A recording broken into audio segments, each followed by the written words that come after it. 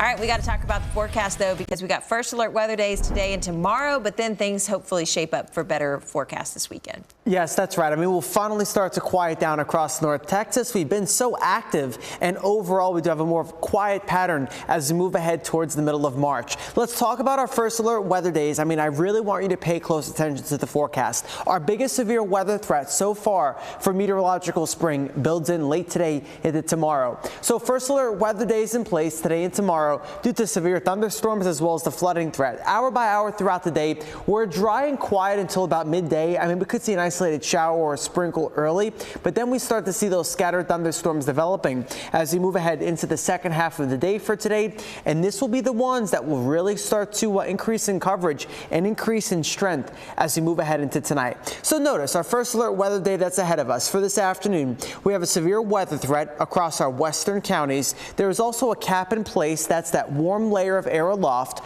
So if it takes a little bit of time for these severe storms to get firing up later today, you know why.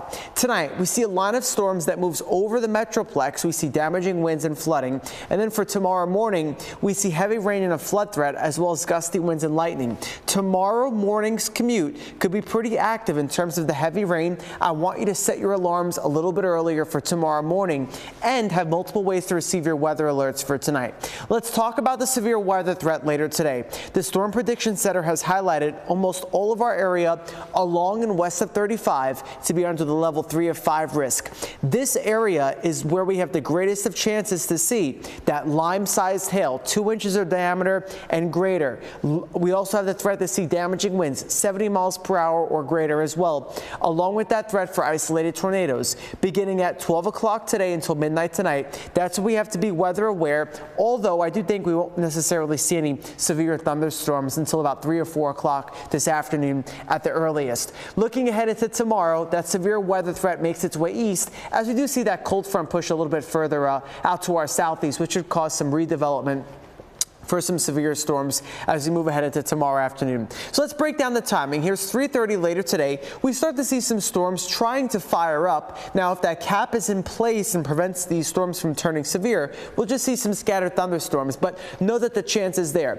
Now, watch by 8:30 tonight. I'm tracking these thunderstorms. These are the ones that I think have the bigger threat of seeing the large hail across the area. I was looking at the diagram, our SKU-T diagrams from the atmosphere from the ground up, and these have the greatest of chances of producing that large hail. Watch what happens by 11 o'clock. We'll see the squall line develop across our western counties, producing damaging winds. When you see these storms kind of bowing out, you have the bowing sector that indicates that we'll see those damaging winds passing through.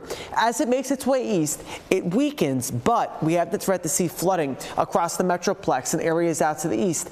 And I think for tomorrow morning, there's also the chance that we could see more of a heavier rain lingering into the morning commute. So you want to make sure you have plenty of time to get to your destination tomorrow. Here's tomorrow afternoon as this low pressure system and cold front passes through. We could see a redevelopment or the chance for some more strong to severe storms to develop across the area. So just keep in mind that that chance is there. For your first alert 7-day forecast, we have first alert weather days in place for both today and for tomorrow. We're drier by Thursday, but we are cooler. And then we quickly warm right back up into the weekend.